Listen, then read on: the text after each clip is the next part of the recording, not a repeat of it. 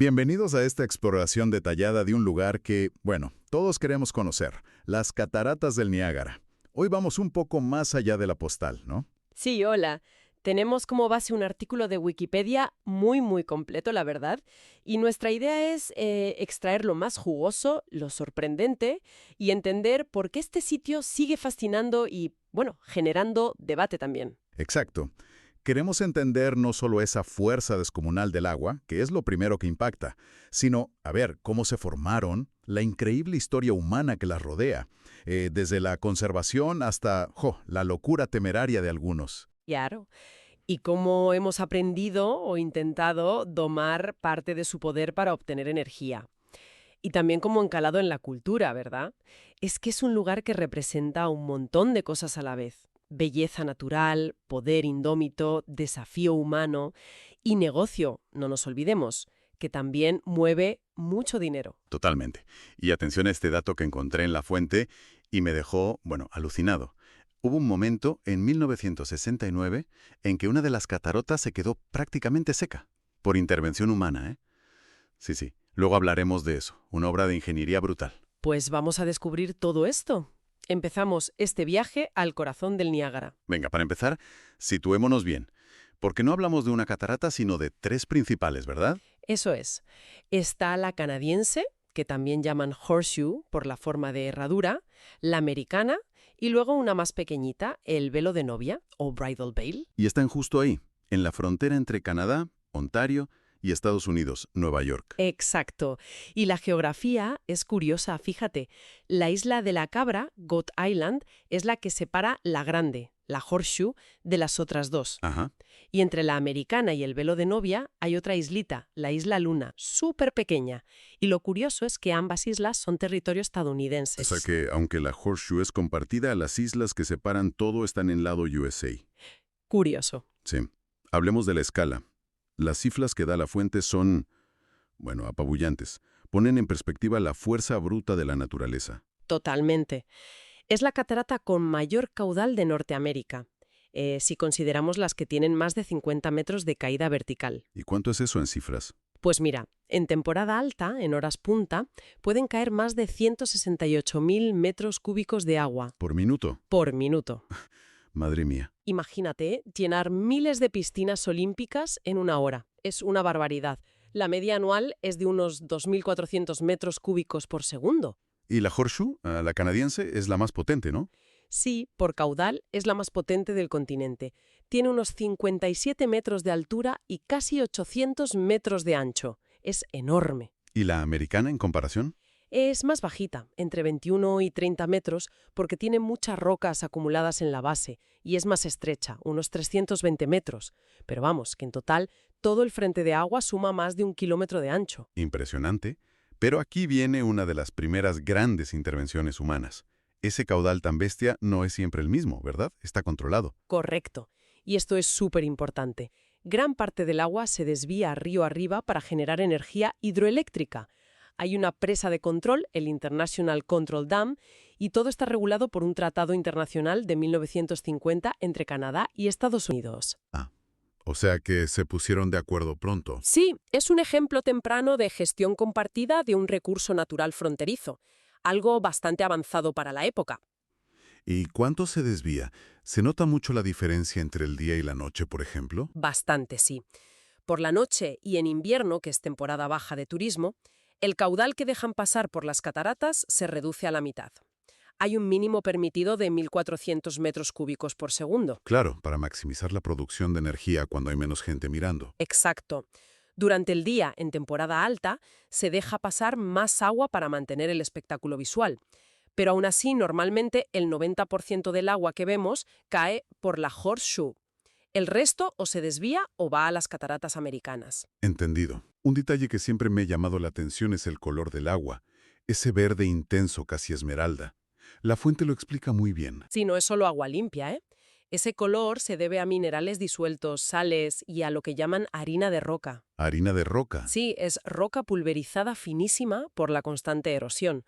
Piensa que el río transporta unas 60 toneladas de este sedimento por minuto. 60 toneladas por minuto. Es como si el río estuviera lijando constantemente su propio lecho y todo ese polvillo le da el color. Es una pasada. Alucinante. Y en medio de esa fuerza tan tremenda hay vida adaptada. Me sorprendió el dato sobre las aves. Sí, es una zona vital para las aves acuáticas, sobre todo gaviotas. Hay 3 especies principales: la gaviota de Bonaparte, la argentea y la de Delaware, que pasan allí el invierno por decenas de miles. Decenas de miles. Sí, sí. Se han llegado a contar hasta 100.000 invernando en la zona en total, con picos diarios de 20 o 30.000. Para ellas es un oasis invernal porque el río raramente se congela del todo y les ofrece alimento constante. Es una parada clave en su ruta migratoria. Vaya, no lo asociaba con tanta vida animal. Vale, entendido el presente, viajemos al pasado geológico. ¿Cómo nació este gigante? Pues es una historia relativamente reciente, geológicamente hablando. Se formaron al final de la última glaciación, la de Wisconsin, hace unos 10.000 años. O sea, ayer en tiempo geológico. Exacto. Los glaciares actuaron como excavadoras gigantes. Al retirarse, liberaron una cantidad enorme de agua, la que hoy forma los grandes lagos, y esa agua buscó salida hacia el Océano Atlántico. Y se toparon con un escalón natural, ¿no? La famosa escarpa del Niágara. Justo, una formación rocosa más resistente. Pero la clave no está solo en esa capa dura superficial. La clave está en las capas que hay debajo. Imagina una tarta de varias capas. Vale. La capa de arriba, la superficie, es dura. Caliza y dolomita, la formación Lockport. Pero las capas intermedias y bajas son más blandas. Pizarras, areniscas, como la formación Rochester o la Queenston. Y el agua, claro, ataca a lo más débil primero. Eso es, el río erosiona la base blanda más rápido. Al desgastar esa capa intermedia, deja la capa dura superior sin apoyo, como un voladizo. Y entonces, Catapumba. Jeje, más o menos. Eventualmente, ese voladizo de roca dura se rompe por su propio peso y colapsa en grandes bloques que caen a la base.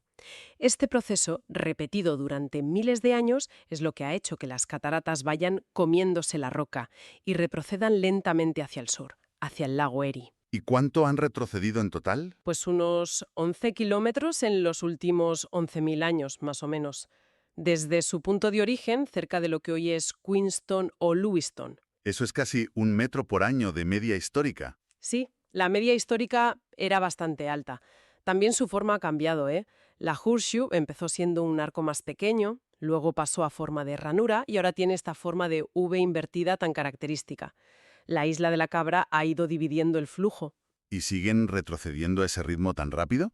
¿Desaparecerán algún día? No, el ritmo actual es mucho más lento. Ahora se calcula en unos 30 centímetros al año, más o menos. Ah, vale. ¿Y por qué se ha frenado tanto? Pues en gran parte por nosotros. Por un lado, la desviación de una parte importante del agua para generar energía hidroeléctrica reduce la fuerza erosiva, y por otro se han hecho obras de ingeniería para reforzar ciertas zonas y estabilizar el borde. O sea que hemos metido mano para ralentizar el proceso natural. Totalmente. A este ritmo reducido, tardarían unos 50.000 años en erosionar los 32 kilómetros que quedan hasta el lago Erie. En ese momento dejarían de ser una catarata vertical como la conocemos. Así que sí, tienen fecha de caducidad geológica, pero digamos que la hemos pospuesto bastante. Es fascinante esa interacción entre el proceso natural y la acción humana. Hablemos ahora de eso, de la historia humana, de cómo descubrimos las cataratas y nos hemos relacionado con ellas. Bueno, descubrimos entre comillas, claro. Los pueblos indígenas las conocían desde siempre y eran un lugar sagrado. El primer europeo que parece haber oído hablar de ellas fue Samuel de Champlain, el explorador francés, a principios del siglo XVII. Pero ¿quién las puso en el mapa para los europeos? Pues parece que fue un misionero belga, Louis Hennepin. Las visitó y las describió en detalle en un libro en 1677. Sus relatos, aunque exageraban un poco las dimensiones, fueron los que realmente las dieron a conocer en Europa. Hay menciones anteriores de otros misioneros jesuitas, pero la de Hennepin fue la más difundida. Y a partir de ahí, imagino, empezó la fascinación y el turismo. Sí, sobre todo en el siglo XIX. Se pusieron de moda como destino especialmente para lunas de miel. Los primeros lunamieleros registrados fueron Teodosia Burr, la hija del vicepresidente de UEU, y su marido en 1801. Anda. Y las visitaron personajes ilustres, el hermano de Napoleón, exploradores árticos, abolicionistas como Frederick Douglass, que quedó impresionado por su terrible presencia, decía. Y mencionabas antes un lado más oscuro, relacionado con la esclavitud. Sí, es una parte muy importante y compleja. Niágara fue un punto clave en el ferrocarril subterráneo, la red clandestina que ayudaba a los esclavos a escapar de US hacia la libertad en Canadá. Claro, estaban justo en la frontera. Exacto. Cruzar el río Niágara era uno de los últimos pasos hacia la libertad. Hay historias tremendas de valor y persecución. Incluso hubo incidentes con cazadores de esclavos intentando capturar fugitivos ya en suelo canadiense. Hay un centro de interpretación allí, el Niagara Falls Underground Railroad Heritage Center, que recuerda toda esta historia. Qué importante recordarlo. ¿Y cuándo empezamos a capturarlas en imágenes, más allá de los dibujos y las pinturas que seguro que hubo?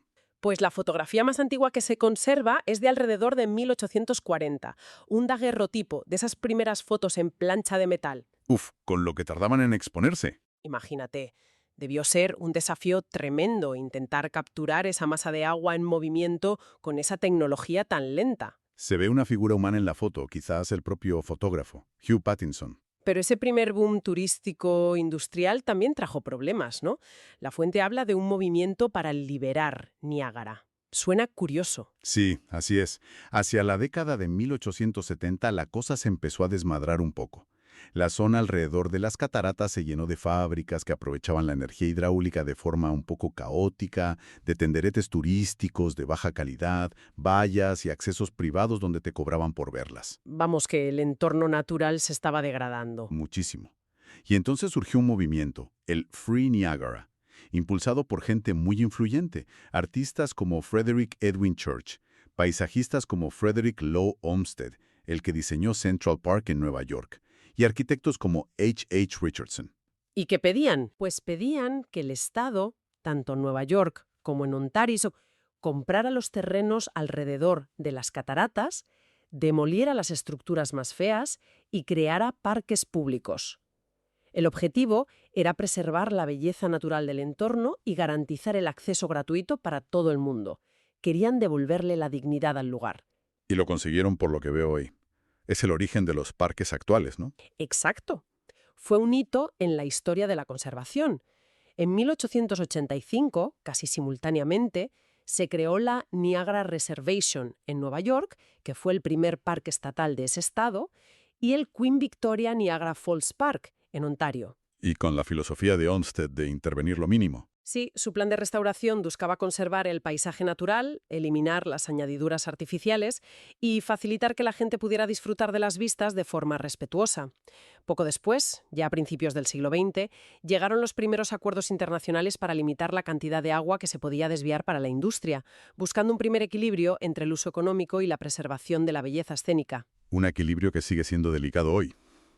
Y llegamos a ese momento impactante de 1969, cuando secaron la catarata americana.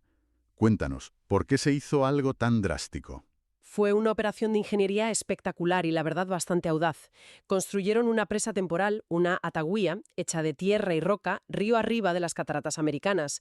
Consiguieron desviar todo el caudal del río Niágara, que normalmente iba por ese lado hacia la catarata Horseshoe, la canadiense. O sea que la americana y el velo de novia se quedaron secas durante meses. Exactamente, durante varios meses. Desde junio hasta noviembre de 1969. El lecho rocoso quedó completamente expuesto. ¿Y para qué? ¿Qué buscaban? El objetivo principal era estudiar a fondo el lecho rocoso.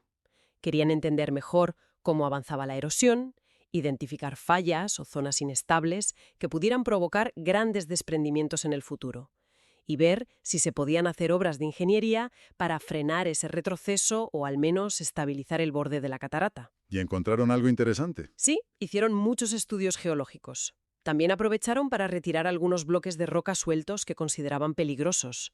Y encontraron 2 cuerpos, por cierto, de personas que se habían tirado o caído anteriormente. Vaya. Y se planteó cambiar su aspecto de forma permanente. Sí, hubo un debate importante sobre qué hacer con la enorme acumulación de rocas caídas que hay al pie de la catarata americana, lo que se llama el talud. Algunos proponían retirarlo para que la caída de agua fuera más vertical y limpia, más parecida a la horseshoe. ¿Y por qué no se hizo? Pues principalmente por el coste enorme que suponía, y también porque muchos argumentaron que esa acumulación de rocas era, de hecho, parte del proceso natural de erosión y retroceso de la catarata. Así que al final se decidió dejarlo como estaba. Una vez terminados los estudios, dinamitaron la presa temporal y el agua volvió a fluir por el lado americano. Fue un experimento único y muy documentado. Increíble. Y esa tensión entre conservar y desarrollar sigue hoy, ¿no? Sin duda. Sobre todo se nota en el lado canadiense, donde el desarrollo hotelero y comercial es muy intenso y está muy cerca del borde de las cataratas. Siempre está el debate sobre hasta qué punto se puede construir sin alterar la experiencia, las vistas o incluso el microclima local.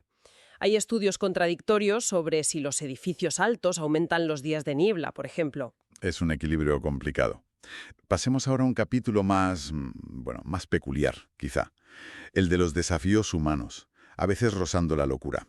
Los saltos, los barriles, los funambulistas. Uf, sí, es una parte inseparable de la leyenda y la mística del Niágara. Parece que el lugar llama a la gente a probar sus límites. El primero famoso fue un tal Sam Patch, de Yankee Lipster, que en 1829 saltó desde una torre alta construida para la ocasión, cayó al río cerca de la base y sobrevivió.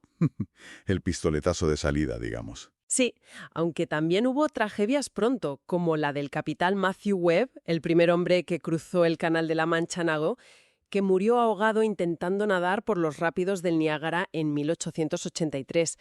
Pero la era dorada de las proezas fue la de los barriles, a principios del siglo XX. Y la pionera fue una mujer, ¿verdad? Annie Edson Taylor. Menuda historia. Increíble, sí. Una maestra de escuela, de 63 años, viuda, que buscaba fama y fortuna. En 1901 se metió en un barril de roble hecho a medida, acolchado por dentro, y se lanzó por la catarata Horseshoe. Y sobrevivió. La sacaron del barril algo magullada y conmocionada, pero viva. Su famosa frase al salir fue: «Nadie debería volver a hacer esto jamás». Pero pocos le hicieron caso, por lo que veo. Ninguno, prácticamente. Y lo más curioso de Annie Taylor es que unos días antes de su intento, hizo una prueba, lanzando a su gato dentro del mismo barril. No me digas. Y el gato... El gato también sobrevivió. Salió un poco asustado, pero ileso. Un gato pionero en descender el Niágara. Es que es flipante. Pero como decías, el consejo de Annie no caló mucho. ¿Qué va? Hubo una sucesión de imitadores, sobre todo hombres, buscando superar su hazaña o simplemente buscando notoriedad. Algunos sobrevivieron de milagro, como Bobby Leach en 1911, que usó un barril de acero, y acabó con múltiples fracturas, pero vivo. Pero otros no tuvieron tanta suerte. No. El primero en morir dentro de un barril fue Charles Stephens en 1920. El barril se destrozó y solo recuperaron un brazo. Hubo más muertes y muchos intentos fallidos. Algunos usaron artilugios de lo más variado, como Jean Lussier, que en 1928 sobrevivió dentro de una gran bola de goma de casi 2 metros de diámetro. Una bola de goma. Hay una historia especialmente sobrecogedora, la del niño Roger Woodward, en 1960. Eso no fue un intento voluntario, ¿verdad? No, para nada. Fue un accidente terrible y a la vez un milagro. Un niño de 7 años iba en una pequeña barca con su hermana mayor y un amigo de la familia, río arriba. La barca tuvo problemas con el motor y fue arrastrada por la corriente hacia la catarata Horseshoe. Madre mía. El hombre murió al caer. La hermana, de 17 años, fue desviada milagrosamente hacia unas rocas cerca del borde de la catarata americana y la rescataron desde la orilla justo a tiempo. Y el niño, Roger, cayó por la Horseshoe. ¿Y sobrevivió a eso? Increíblemente, sí. Sobrevivió a la caída de más de 50 metros y a las aguas turbulentas de abajo. El barco turístico Maid of the Mist, que estaba en la base, lo vio y consiguió rescatarlo. Es el único caso conocido de alguien que haya sobrevivido a una caída accidental por la Horseshoe sin ningún tipo de protección. Por eso lo llaman el milagro en el Niágara. ¡Qué barbaridad! Entiendo que intentar saltar es ilegal, ¿no? Completamente ilegal y, obviamente, extremadamente peligroso. Pero aún así ha habido más intentos recientes. Algunos fatales, como un tipo que intentó bajar en canoa o otro en moto acuática con un paracaídas que no se abrió. Y ha habido gente que ha sobrevivido incluso saltando sin protección, ¿no? Sí, ha habido algunos casos documentados de personas que han saltado intencionadamente desde el borde sobre todo de la Horseshoe y han sobrevivido, aunque con heridas graves. El caso de Kirk Jones en 2003 fue muy sonado porque sobrevivió con heridas relativamente leves. El que luego murió intentándolo otra vez. Ese mismo. Años después, en 2017, intentó cruzar las cataratas dentro de una bola hinchable gigante y murió. La atracción fatal del abismo sigue ahí para algunos. Y ha habido otros supervivientes anónimos en años más recientes tras saltar intencionadamente. Tremendo. Y no solo saltos al agua, también estaban los funambulistas cruzando el desfiladero sobre un cable. Sí, esa es otra tradición del Niágara.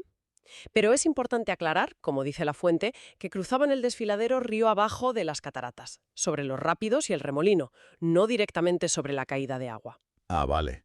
El vacío era igual de impresionante, imagino. Desde luego. El más famoso fue Jean-François Gravelet, conocido como Blondin. En 1859 fue el primero en cruzar sobre un cable. Y lo hizo muchísimas veces, añadiendo acrobacias cada vez más difíciles, con los ojos vendados, en zancos, cocinando una tortilla en mitad del cable, incluso cruzó llevando a su manager a la espalda. Increíble. ¿Y hubo más? Sí, hubo una mujer, María Spelterini, una italiana que en 1876 fue la única mujer en cruzarlo y también hizo acrobacias.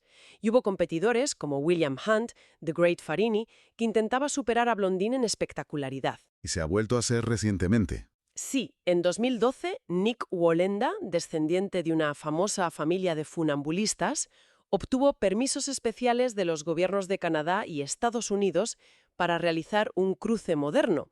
Fue sobre un cable tensado mucho más cerca del borde de la catarata Horseshoe que los cruces históricos. Fue un evento mediático mundial. Parece que el Niágara siempre ha invitado a la gente a probar sus límites, de una forma u otra. Sí, y a veces la naturaleza impone los suyos de forma inesperada, como la famosa barcaza Iron Scow, una gabarra de hierro que se soltó de su remolcador en 1918 y encalló peligrosamente en unas rocas en el río muy cerca del borde de la Horseshoe. ¿Y se quedó ahí? Más de 100 años. Se convirtió en un elemento más del paisaje, un monumento oxidado al poder del río. Todo el mundo pensaba que se quedaría allí para siempre, pero en 2019, durante una fuerte tormenta, se movió. Se desplazó unos 50 metros río abajo y giró, aunque sigue encallada. Fue un recordatorio de que el río sigue mandando. ¡Qué curioso! Un dato que me dejó también alucinado de la fuente, y que comentabas antes por encima, dicen que el 90% de los peces que caen por las cataratas sobreviven. ¿Eso es posible? Parece increíble, ¿verdad? Pero según citan expertos fluviales locales, como un tal Wes Hill, descendiente de una familia de rescatadores del Niágara, la mayoría sobreviven. ¿Y cómo? Pues parece que su cuerpo flexible, la falta de huesos rígidos como los nuestros y la enorme masa de agua y aire que cae con ellos amortiguan mucho el golpe al llegar abajo. Están mejor adaptados que nosotros para esa caída brutal. Hablemos de la energía hidroeléctrica, que es la otra gran historia humana del Niágara. Sin duda. El potencial energético era obvio desde el principio. Ya en el siglo XVIII hubo pequeños usos con canales para mover molinos o aserraderos, pero el gran salto llegó a finales del siglo XIX con las primeras centrales hidroeléctricas a gran escala. Ahí hubo pioneros importantes, ¿no? Sí, hubo figuras clave como Jakob Shelkoff, que en 1881 construyó una de las primeras centrales hidroeléctricas importantes que usaba corriente continua para alimentar molinos locales y el alumbrado del pueblo. Pero el proyecto que realmente cambió todo fue el de la Adams Power Plant, impulsado por Edward Dean Adams y su Cataract Company. Y aquí es donde entra en juego la tecnología, la famosa guerra de las corrientes, entre Edison, que defendía la corriente continua, DC, y Westinghouse y Tesla, que apostaban por la corriente alterna, AC. Exacto. Niágara fue el campo de pruebas decisivo a nivel mundial.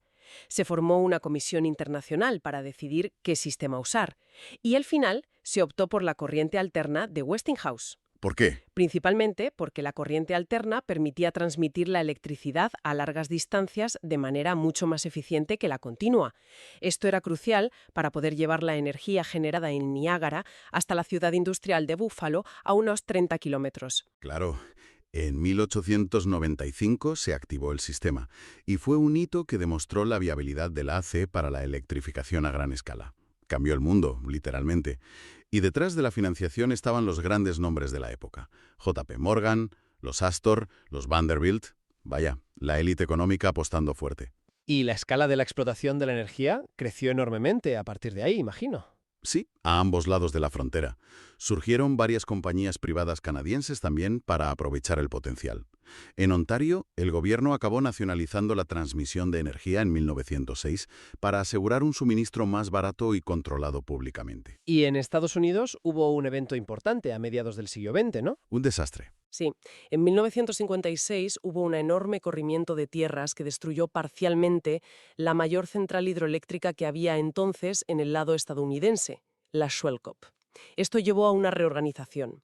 El gobierno federal aprobó la Ley de Reurbanización del Niágara en 1957, que otorgó los derechos exclusivos para desarrollar la energía hidroeléctrica del lado estadounidense a la New York Power Authority, NYPA, una entidad pública. Y ellos construyeron la central actual. Exacto. La NYPA construyó la gigantesca central Robert Moses, que se inauguró en 1961. En su momento, fue la instalación hidroeléctrica más grande del mundo occidental. Y hoy sigue siendo la mayor productora de electricidad del estado de Nueva York, con una capacidad de unos 2.4 gigavatios. ¿Y cómo funciona ese sistema hoy en día? ¿De dónde sacan el agua? Porque no la cogen de la propia catarata, ¿no? No, claro. Sería muy ineficiente y además estropearía la vista. Lo que hacen es desviar una parte enorme del caudal del río Niágara mucho antes de que llegue a las cataratas. ¿Cuánto desvían? Pues entre el 50% y el 75% del flujo total del río, dependiendo de la hora y la época del año. Es muchísimo. Sí, ese agua se desvía a través de 4 túneles gigantescos excavados bajo la ciudad de Niagara Falls que la llevan hasta las centrales hidroeléctricas situadas más abajo, ya pasado el desfiladero. Y ahí mueve las turbinas, exacto. El agua pasa por las turbinas generando electricidad y luego se devuelve al río Niágara más abajo de las cataratas. Además, tienen un sistema muy ingenioso en Lewiston, cerca de la central Moses, un embalse superior y un sistema de bombeo reversible. ¿Para qué? Pues, para almacenar energía. Durante la noche, cuando la demanda de electricidad es baja y la energía es barata, usan parte de la electricidad generada para bombear agua desde el río hasta ese embalse superior. Y luego, durante el día, cuando la demanda es alta y la electricidad es más cara, sueltan ese agua almacenada para que pase por turbinas adicionales y genere más electricidad justo cuando se necesita. Es como una batería gigante de agua. ¡Qué listo! Pero, como decíamos antes, hay límites a cuánta agua pueden desviar para proteger la vista de las cataratas. Sí, eso es fundamental.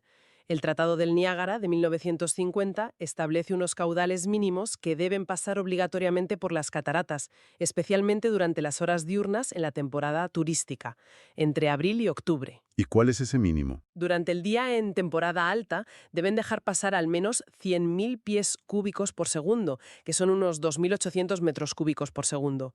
El objetivo es asegurar que siempre haya una cortina de agua ininterrumpida y espectacular. ¿Y por la noche o fuera de temporada?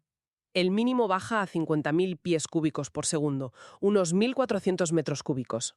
Todo esto lo supervisa un organismo binacional, el International Niagara Board of Control, para asegurar que se cumple el tratado. Es un compromiso constante entre generar energía y mantener la belleza natural. Y también tienen que lidiar con el hielo en invierno, ¿no? Que puede ser un problema para las centrales. Sí, el hielo que baja del lago Erie puede formar enormes atascos en el río y dañar las tomas de agua de las centrales o reducir el flujo. Para evitarlo, instalan cada invierno una barrera flotante larguísima, el Ice Boom, de casi 3 kilómetros, en la desembocadura del río en el lago Erie. Ayuda a que se forme una capa de hielo estable en el lago y evita que grandes bloques de hielo bajen por el río. Ingeniería por todas partes. Y siguen buscando optimizar, ¿no? Leí en La Fuente sobre un nuevo túnel enorme en Canadá. Sí, el proyecto del túnel del Niágara, de Ontario Power Generation, se completó en 2013. Es un túnel gigantesco de más de 10 kilómetros de largo y unos 14 metros de diámetro, que capta agua desde más arriba en el río Niágara y la lleva a las centrales canadienses existentes. Para generar más. Para poder usar el agua de forma más eficiente y aumentar la capacidad de generación en unos 150 megavatios, que es bastante, la búsqueda de más energía limpia y renovable no se detiene. Todo esto, claro, además de la energía, ha tenido un impacto económico y en el transporte en la región. Desde luego, el canal Welland, que se construyó para permitir a los barcos sortear las cataratas entre el lago Ontario y el lago Erie, fue fundamental para el desarrollo del comercio en la región de los Grandes Lagos. Forma parte de la vía marítima del San Lorenzo. Aunque eso perjudicó a algunas ciudades, ¿no? Como Buffalo. Sí, Buffalo, que había crecido mucho gracias a su posición al final de la navegación del Erie, perdió parte de su ventaja. Pero el canal ayudó a desarrollar otras industrias en el valle. Aún así, la región ha sufrido un declive económico importante desde los años 70, como muchas zonas industriales del llamado Rust Belt. Pero el nombre Niágara sigue siendo una marca poderosa. Hay puentes, aeropuertos. Sí, hay varios puentes internacionales que conectan Estados Unidos y Canadá en la zona, como el Rainbow Bridge, muy cerca de las cataratas y con vistas espectaculares, o el Whirlpool Rapids Bridge, que es el más antiguo. Y sí, muchísimos negocios, hoteles y hasta los aeropuertos llevan el nombre Niágara. Sigue siendo un imán turístico y un símbolo reconocido mundialmente. Y eso nos lleva al último punto que queríamos tratar, la huella del Niágara en nuestra cultura popular, más allá de la energía o la geología. Es innegable. El turismo, como decíamos, se disparó con la llegada de los automóviles después de la Primera Guerra Mundial y recibió un empujón definitivo con la película Niágara de 1953, protagonizada por Marilyn Monroe. Ah, esa película fue clave, ¿no? Sí, rodada en Technicolor. Mostraba la belleza y también el lado peligroso y pasional del lugar. Ayudó a consagrar Niágara como el destino por excelencia para las lunas de miel, una imagen que todavía perdura. Y las atracciones turísticas icónicas que todos tenemos en mente. ¿El barco que te moja? El Maid of the Mist, sí. Lleva funcionando de una forma u otra desde 1846. Es el barco que opera desde el lado estadounidense y te acerca hasta la misma base de la Horseshoe, una experiencia súper intensa. Y en el lado canadiense hay otro similar, ¿no? Sí, ahora lo opera Hornblower Cruises, pero la experiencia es parecida. Mojarse es parte del plan. Por cierto, la fuente menciona una controversia sobre el nombre Maid of the Mist, si realmente se basa en una leyenda indígena o fue un invento posterior. Interesante.